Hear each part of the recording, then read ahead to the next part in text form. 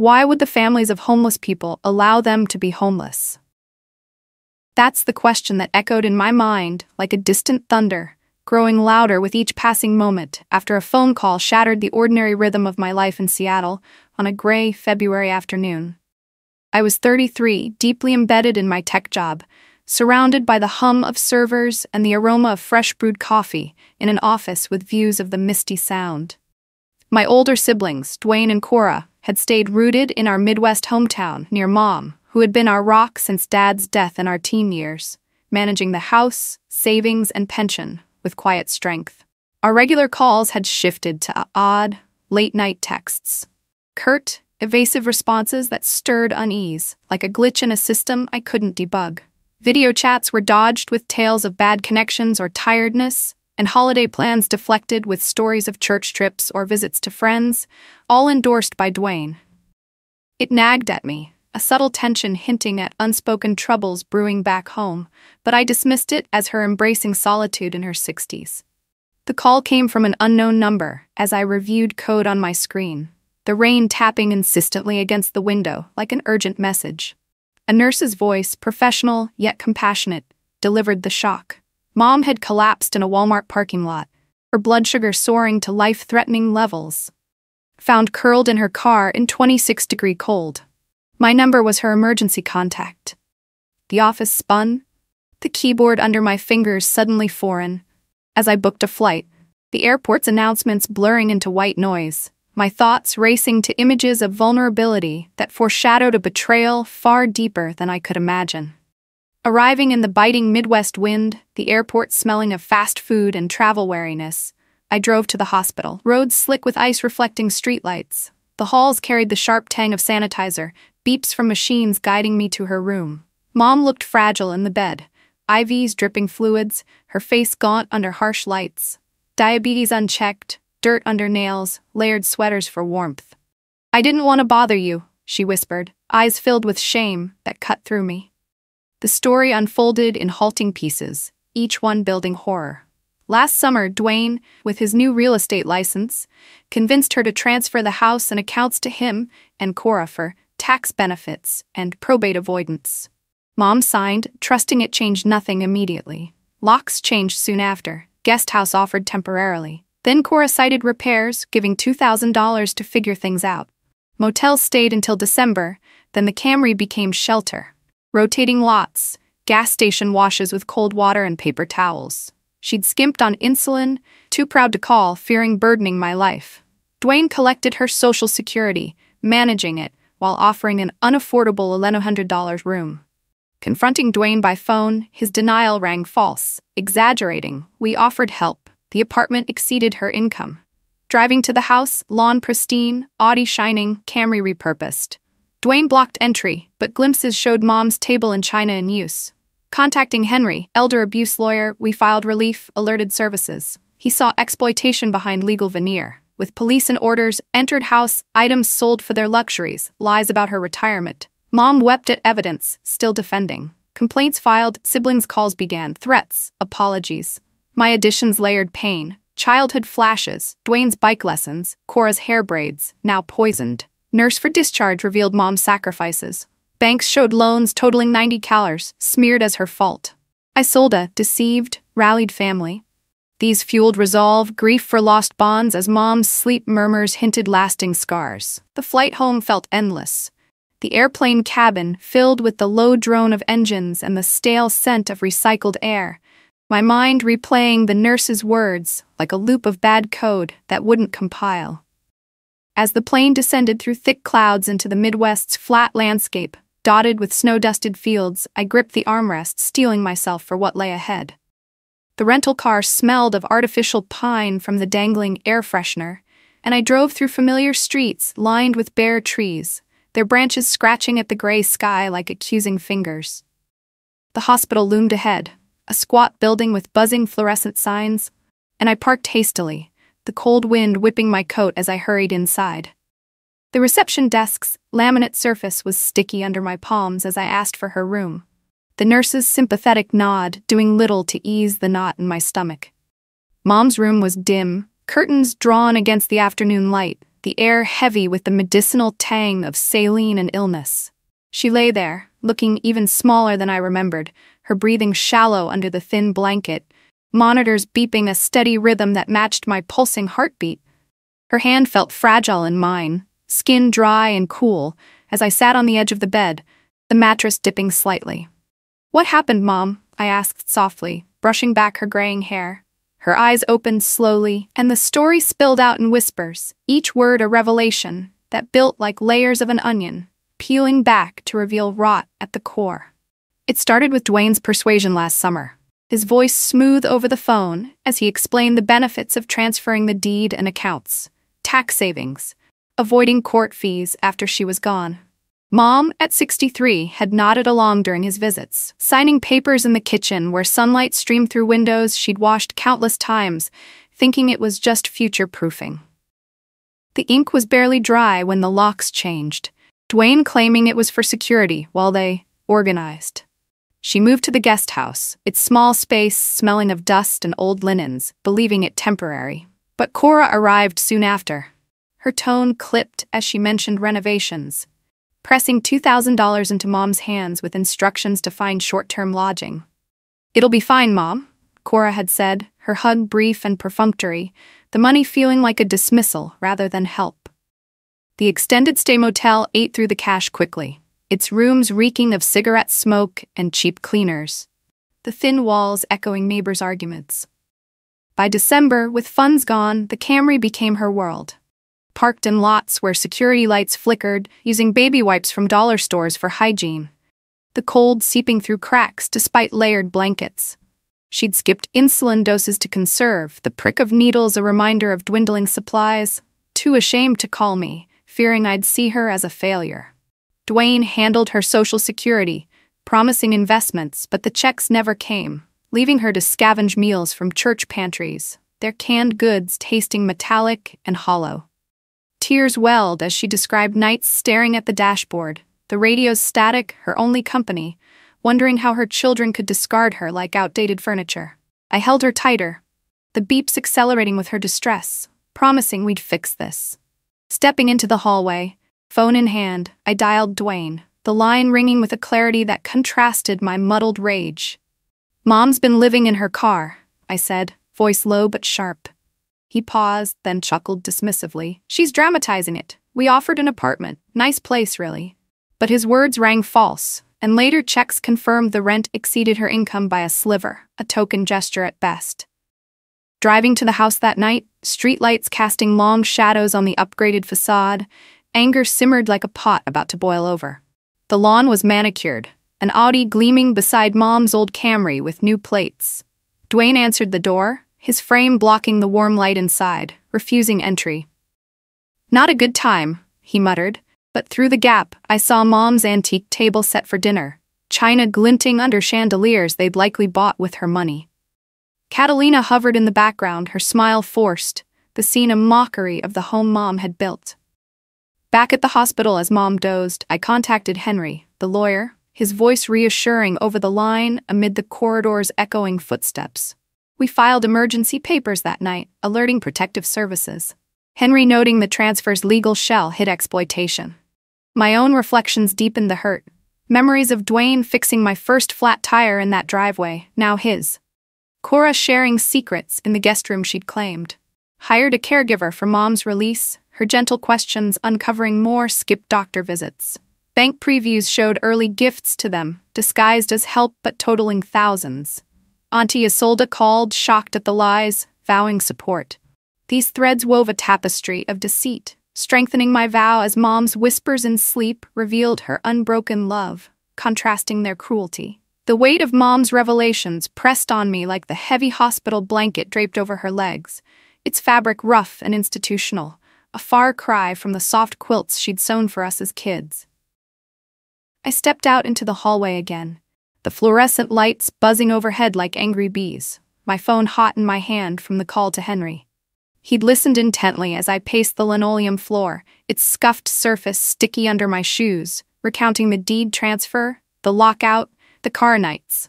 "This is classic financial exploitation," he said, his voice crackling through the speaker with a no-nonsense tone that cut through my fog of anger. "The paperwork might look clean, but the intent reeks of fraud. We'll file for emergency injunctive relief tonight and loop in Adult Protective Services." Relief washed over me, mingled with a surge of purpose, as I agreed to meet him at his office the next morning, the city's distant traffic hum, a reminder that life outside continued oblivious to our crisis. Sleep evaded me that night in the hotel room, the air conditioner rattling like loose change, my mind replaying Mom's whispers. By dawn, the aroma of cheap coffee from the lobby percolator fueled me as I drove to Henry's downtown firm, the building's lobby echoing with my footsteps on marble tiles. Henry, a middle-aged man with wire-rimmed glasses and a stack of files on his desk that smelled faintly of ink and old paper, laid out the plan over steaming mugs. "We'll petition the court for immediate access to the house and a freeze on all assets," he explained, flipping through forms with practiced efficiency.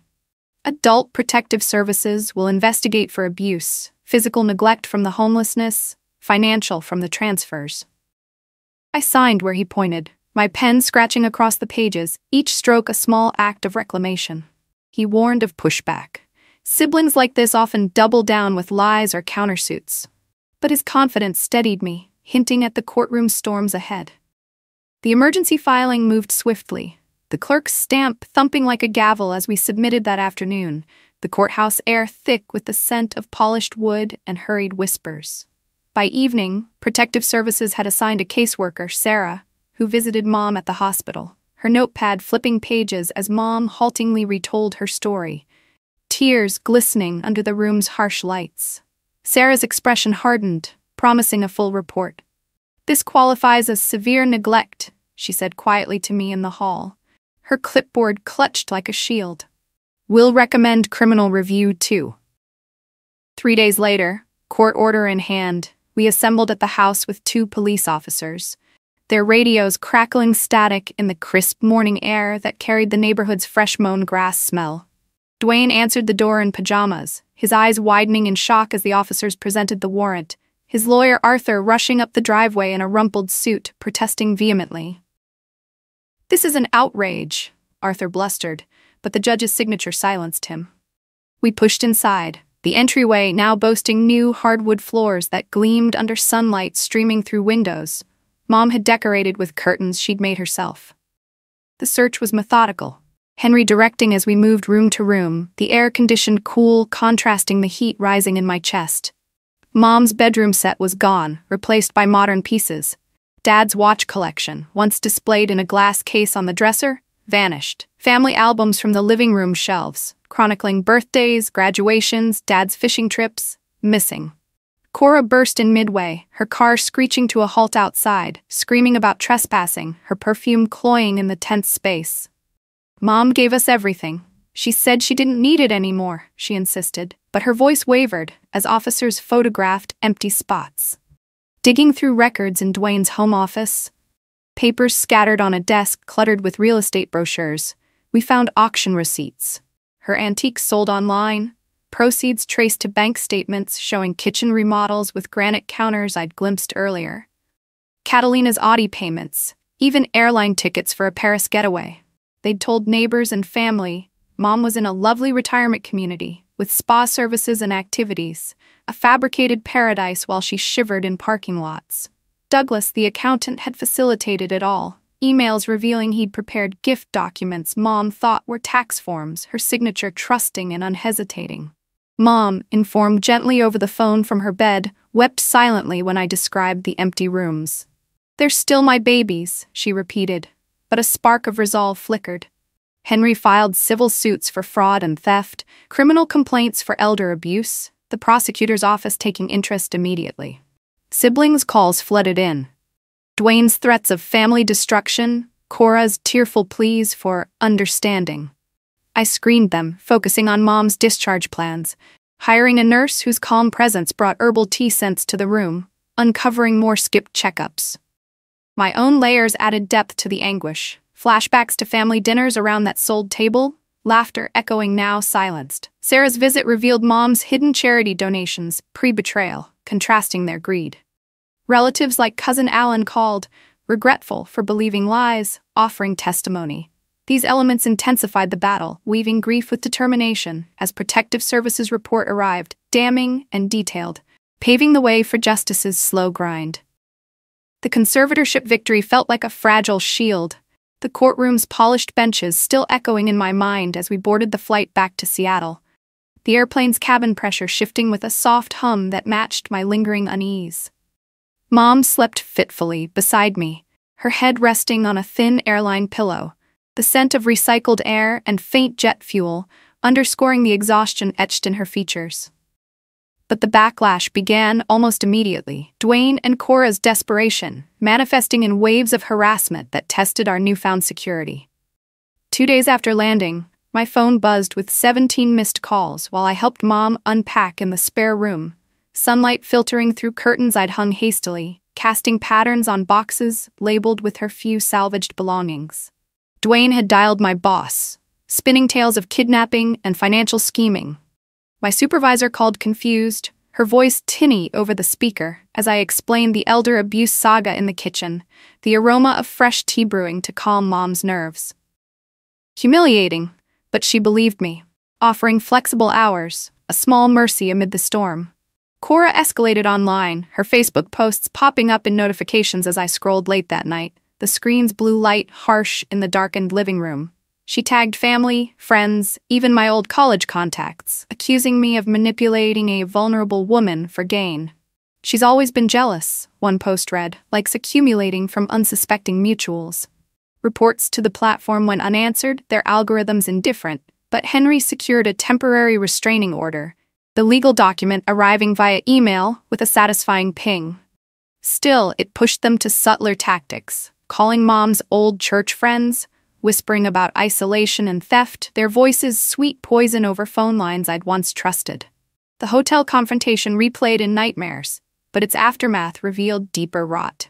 Reviewing bank records Henry obtained, spreadsheets glowing on my laptop as rain pattered Seattle's windows, we uncovered years of systematic draining, dozens of loans and gifts to Dwayne and Cora, each under $5,000 to avoid scrutiny, totaling over $90,000. $2,000 for Dwayne's business expense, $3,500 for Cora's emergency, all while they painted Mom as the spendthrift to relatives. Auntie Isolda called in tears after I shared the files, her voice breaking over the line from her cozy den that smelled of baking pies in my memory. They told me she was in a fancy facility, no visitors allowed, she said, horrified. I sent cards there, fake address. She rallied the family, calls and texts flying, confronting the siblings with demands for truth. Relatives' phones lit up, one cousin admitting she'd loaned Dwayne money thinking Mom was taken care of. Police dug further. Catalina questioned about Mom's jewelry, the wedding ring and diamond earrings glinting in photos from her social media, posted at parties while Mom froze. Mom insisted, Catalina claimed, but no proof surfaced. Douglas, panicking after a detective visit, called me late, his voice shaky amid background static. Dwayne said she had dementia spells, he confessed, admitting skip-direct talks with Mom. He cooperated, emails showing Dwayne's assurances of good days and bad, implying decline to justify control. Mom doesn't have dementia, sharp as ever, recalling recipes from decades ago, but the label excused their takeover. Cora's text barrage hit next. 5 paragraphs of venom accusing jealousy over Mom's favoritism. Claiming my move away abandoned the family. Projection pure, I forwarded to Henry and blocked her, the phone's silence a brief reprieve. Henry prepped for the hearing, confident in undue influence claims, medical records countering their narratives. My creations amplified the isolation. A childhood friend from hometown messaged support after Cora's posts, recalling Mom's kindness, baking cookies for school events, now contrasted with betrayal. Mom's first Seattle outing to a park, birds chirping in damp grass, sparked memories of family picnics Dwayne organized, now tainted. Isolda's warpath included a group chat exposing lies, one uncle cutting financial ties to Dwayne's business. Douglas's confession led to his own ethics review, guilt prompting anonymous donation to Mom's care fund.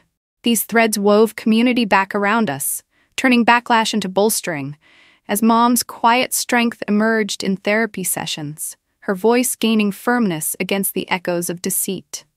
Court day dawned with a heavy, overcast sky, the kind that presses down on your shoulders like the weight of unspoken accusations, as Mom and I prepared in the hotel room with its generic floral bedspread and the faint hum of the air conditioner struggling against the Midwest humidity. Henry had coached us the night before over takeout Chinese, the cartons scattering greasy scents across the table, emphasizing clear, confident responses to counter any attempts to paint Mom as confused or complicit. She fidgeted with her blouse, one of the few outfits we'd salvaged from her car, whispering doubts about facing her children in such a formal arena. "Can't we just talk it out?" she asked, her voice trembling like leaves in a breeze. But I reminded her of the frozen nights and empty promises, my hand on hers steadying us both. We arrived early at the courthouse, the marble steps slick from morning dew, security buzzing us through metal detectors that beeped at my keys, the lobby echoing with clerks' footsteps and muffled conversations. The courtroom was a wood-paneled chamber smelling of lemon polish and old files, the judge's bench elevated like a throne of judgment. Dwayne, Catalina, and Cora entered with Jeremy, their real estate lawyer, looking out of his depth in a suit that pulled at the seams, his briefcase thumping as he set it down. The hearing commenced with Jeremy's opening, his voice smooth but unconvincing as he argued. Mom had gifted everything out of maternal generosity, producing documents with her signature, tax forms twisted into intent to transfer. The judge, a stern woman with silver hair pinned neatly, leaned forward, her glasses reflecting the overhead lights, demanding evidence of true consent beyond paper trails. Henry countered methodically, presenting Mom's medical records first, crisp pages detailing her competence. No dementia, just unmanaged diabetes from stress and neglect. The photos followed, projected on a screen that hummed to life. Mom's Camry interior cluttered with blankets and empty water bottles, her face gaunt in selfies she'd taken for proof of life, if needed. Insulin vials and a cooler with melting ice packs. The judge's expression shifted from neutral to furrowed disgust, her pen tapping the desk as she absorbed the images of frost on the windows, the Walmart lot's harsh lighting casting shadows on her makeshift bed. "This is how you helped your mother?" she asked Jeremy pointedly, the room falling silent except for a cough from the gallery. Douglas took the stand next, sworn in with a Bible that thumped softly, his tie askew as he adjusted the microphone. He confirmed emails with Dwayne outlining tax strategies to protect assets while keeping Mom in place.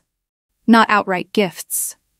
"He assured me she understood," Douglas said, voice wavering under the judge's gaze, providing printouts where Dwayne implied cognitive decline to justify solo signings. Dwayne shifted in his seat, his face paling like milk left out too long, as Henry highlighted contradictions, promises of comfort versus the reality of eviction. Mom testified then, standing with a slight tremble but head high, the courtroom's air thick with anticipation. She described signing in her kitchen, sunlight on the counters she'd scrubbed for decades, believing it was for future ease.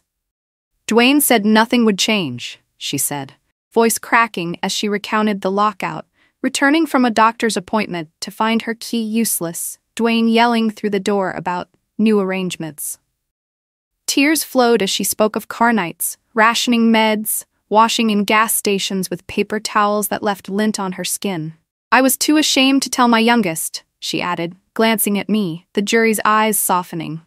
Jeremy's cross-exam faltered, suggesting regret after agreement, but Mom retorted, "Why agree to homelessness?" Silence hung heavy. Dwayne testified inconsistently. Gift, then protective measure, exposed by no financial aid records. Catalina admitted jewelry loans, photos showing pre-transfer wear. The judge ruled swiftly. Emergency conservatorship to me, asset freeze, full accounting ordered, case to prosecutor. "This reeks of exploitation," she said, gavel cracking like thunder. Outside, Cora erupted in screams, security intervening as Mom shook, a court aide fetching water with a kind word. My creations enriched the drama, a juror nodding empathetically, later revealed as abuse survivor. Mom's testimony evoked Dad's photo in her wallet, clutched for strength. Gallery gasp at eviction detail prompted relatives' supportive note. These heightened emotional stakes, underscoring justice's path amid family ruins. The plea negotiations dragged like a slow-moving storm cloud over our lives. The prosecutor's office, a sterile space with buzzing fluorescent lights, and the faint smell of stale coffee from endless meetings. Jeremy, their lawyer, approached with a tentative offer: reduced charges in exchange for returning assets, full restitution, and 5 years of probation with no contact. Dwayne balked at first, his arrogance shining through in a counter for mere community service, but the prosecutor dismissed it with a laugh, citing Catalina's damning texts about hiding money from the old lady. Panic set in then, and they accepted. The deal signed in a conference room where the air conditioner hummed coldly, mirroring the chill in Mom's eyes as she reviewed the terms from afar. Asset recovery became a labyrinth of paperwork and traces, Henry's team poring over auction logs and bank trails in his cluttered office, files stacking like accusations. They'd liquidated so much: jewelry pawned, antiques flipped, even family photos sold to collectors as vintage lots. The forensic accountant tallied $467,000, vanished in 18 months. Equity loans on the house for Dwayne's failed startup, credit card sprees on luxuries, while Mom scavenged. The house itself was entangled in an LLC Dwayne created, used as collateral for debts that ballooned with interest.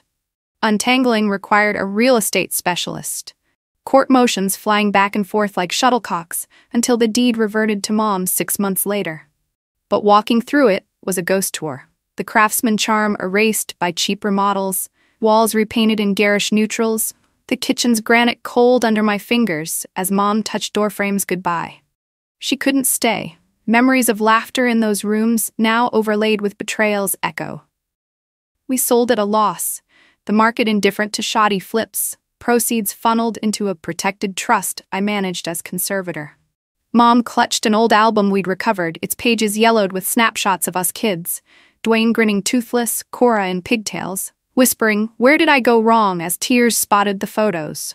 Probation terms mandated monthly payments for 20 years, checks written directly to a victim fund. A single miss meant prison. Dwayne's divorce from Catalina finalized amid the fallout, her taking the remnants since his felony-stained employability, leaving him in a rented apartment that reeked of desperation. Apology letters arrived via probation officers, required for rehabilitation, their envelopes crisp but contents hollow. I read them aloud to Mom in our Seattle living room, sunlight slanting through windows onto her knitting, yarns tangling like their excuses. Dwayne claimed efficiency gone awry, Cora blamed influence, no true sorrow. Mom set them aside, her hands steady now with stabilized health, saying, "Words don't rebuild trust." My creations infused renewal. Mom joined a local art class, her paintings of Midwest fields blooming with colors she'd forgotten, one exhibited at a community show where strangers praised her resilience. A surprise visit from cousin Alan brought Dad's old fishing rod, leading to lakeside outings where water lapped gently, conversations turning to forgiveness without forgetting. The restitution's first check prompted Mom to donate a portion to an elder abuse hotline, her voice firm on the call as she shared her story anonymously.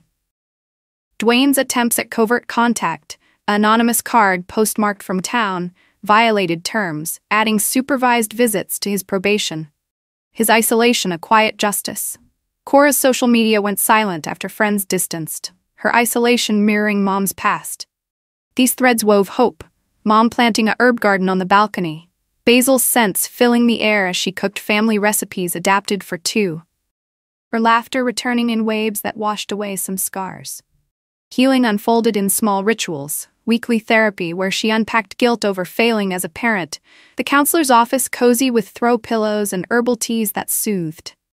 Volunteering at a senior center, she shared coffee with others who'd faced similar betrayals, their stories a chorus of survival. Health checkups showed diabetes controlled, her energy sparking plans for a road trip to national parks, maps spread on the table like promises of freedom. Reflections on Dad's pension battles reminded her of earned dignity, now reclaimed. The family we'd lost transformed into chosen bonds. Auntie Isolda Skyping recipes, new friends from class. Justice wasn't perfect, but in Mom's steady gaze, I saw victory. The criminal charges materialized like a thunderclap after months of building tension. The prosecutor's email arriving on a crisp Seattle morning as Mom and I sipped tea at the kitchen table, steam curling from mugs that warmed our hands against the chill seeping through the windows. The document attached listed elder abuse, fraud, theft, and exploitation of a vulnerable adult. All felonies carrying heavy penalties. The words on the screen stark and unyielding. Henry called shortly after, his voice buoyant over the line amid the background chatter of his office, confirming arrests were imminent. "They'll be booked today," he said, and I pictured Dwayne and Cora's faces as handcuffs clicked, the metallic snap a sound I'd imagined in darker moments.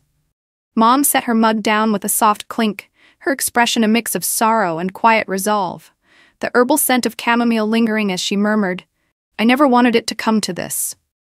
But the evidence, Catalina's texts, bank trails, auction records, had sealed their fate, a digital noose they'd woven themselves. The arrests unfolded that afternoon, news trickling in via Henry's updates and local reports. I pulled up on my laptop, the screen's glow reflecting off the rain-streaked glass. Dwayne was taken at his office, colleagues gaping as officers led him out, his protests echoing down hallways lined with real estate plaques he'd earned on Mom's dime. Cora, at home with her kids, opened the door to uniforms and warrants, her screams piercing the suburban quiet as Ne